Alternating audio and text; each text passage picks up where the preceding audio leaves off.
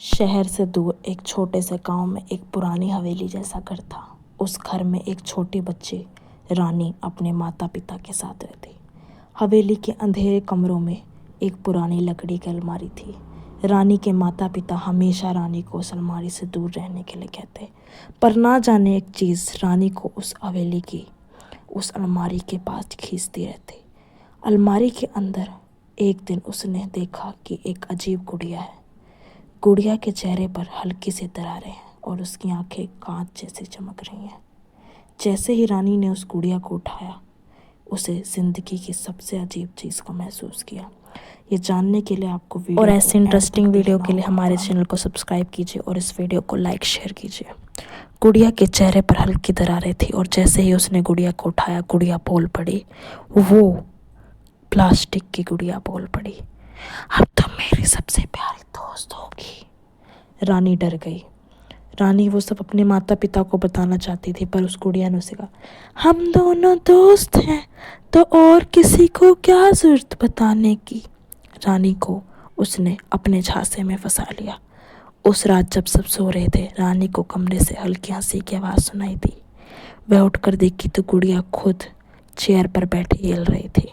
रानी डर गई, पर गुड़िया ने धीरे से कहा, डरो मत, मैं तुम्हें अकेला नहीं छोड़ूंगी।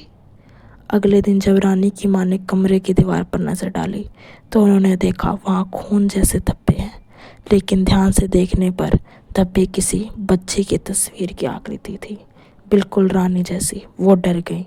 उन्होंने सब रानी को पिता को बताने की कोशिश की, पर सब ने वहम समझकर बात को टाल दिया।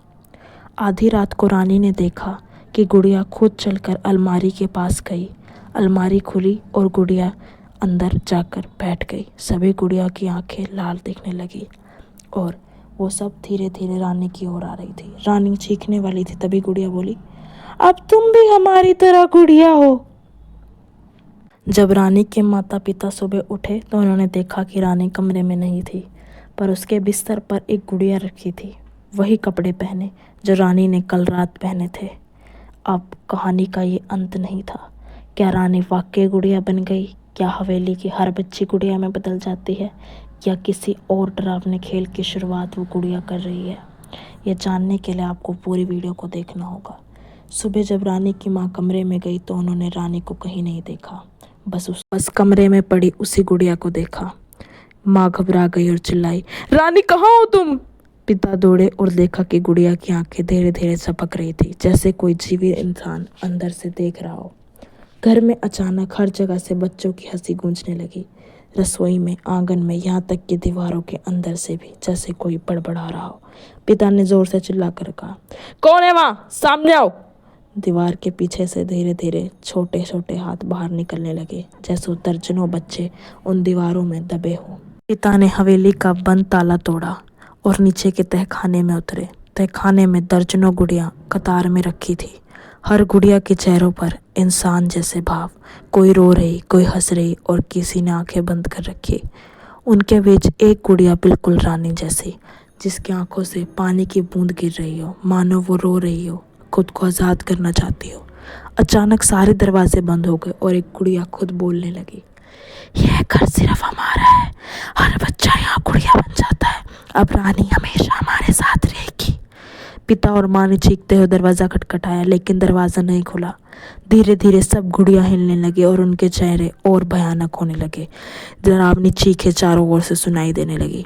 रात गहरी होने लगी। घर के बाहर आवाज़ आने लगी। आंगन में झूले अपने आप हिलने लगे और रानी की हंसी सुनाई दी, माँ मैं यहाँ हूँ, मेरे साथ खेलोगी? माँ ने देखा झूले पर एक नई गुड़िया थी, लेकिन उसके और वो दिखने में बिल्कुल रानी की तरह थी। रानी की हंसी गूंजती ही माँ बेहोश होकर गिर पड़ी। पिता ने उसे संभाला, लेकिन अचानक चारों ओर से गुड़ियाओं की चीखने की आवाज़ें आने लगी।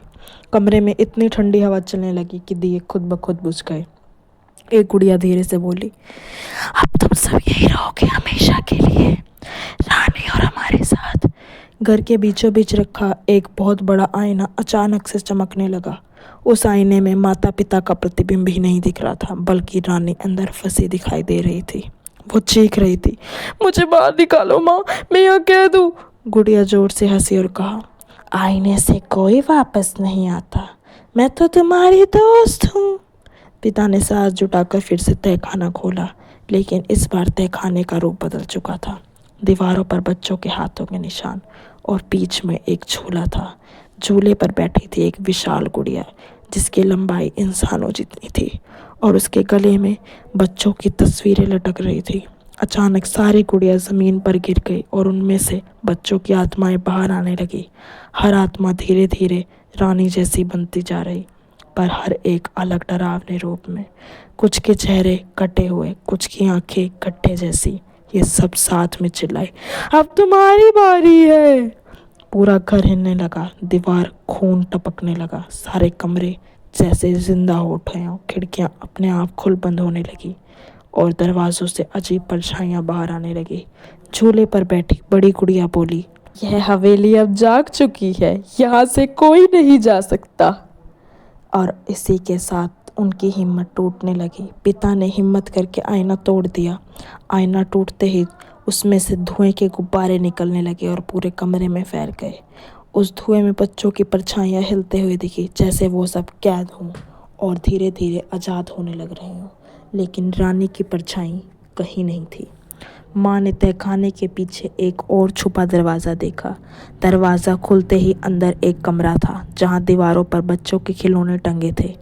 टेडी बियर, खून के दाग वाली गेंदें और किताबें आधी फटी। बीच में खड़ी थी वो विशाल गुड़िया, लेकिन इस बार उसके हाथों में एक छोटा लकड़ी का बॉक्स था। उस बॉक्स से बच्चों के रोने की आवाज़ें आ रही थी। पिता ने हिम्मत कर वो बॉक्स छीनने की कोशिश की। जैसे ही उसने वो बॉक्स छीना, उसके हाथ पर निशान पड़ने लगे। गुड़िया चीखी, ये बॉक्स मत खोलना वरना तुम भी गुड़िया बन जाओगे। लेकिन बॉक्स अपने आप खुल गया। अंदर से एक छोटी गुड़िया निकली, बिल्कुल रानी की तरह। जैसे ही वो छोटी गुड़िया बाहर आई, कमरे की सारी दीवारें कांपने लगी। टूटे हुए खिलौने अपने आप हिलने लगे। बच्चों की आत्माएं उनमें घुसने लगी। अब सारे खिलौने खुद ब खुद चलने लगे, मानो उस गुड़िया के आने से उन सभी खिलौनों में ताकत आ गई हो। कठपुतलियां नाचने लगी, गेंद खुद उछलने लगी और किताबें खुद ब खुद जुड़कर हवा में उड़ने लगी। माँ चीख पड़ी, ये घर में कुछ तो गड़बड़ है, हमें यहाँ से रानी को बचाना ही होगा। अचानक सब कुछ शांत हो गया। माँ पिता ने चारों ओर देखा, कोई भी नहीं, सिर्फ वो लकड़ी का बॉक्स। बॉक्स के अंदर एक नई गुड़िया जो कि बिल्कुल रानी की तरह हूबहू थी। उसके चेहरे पर मासूम मुस्कान थी, मानो वो रानी ही हो। और वो गुड़िया अचानक से बोली, माँ मैं रानी हूँ, मुझे पहचानो। और यहीं पर कहानी ख़त्म नहीं हुई। उस कमरे में एक और राज दफन था जो कि उस गुड़िया के साथ था। माँ ने जिस गुड़िया को पकड़ा था वो धीरे धीरे रानी बनने लगी। अब ना तो उनको पास उस गुड़िया को मारने का उपाय था, ना रानी को ढूंढने का। माँ चीख पड़ी। गुड़िया जैसे ही जमीन पर गिरी, तुम कभी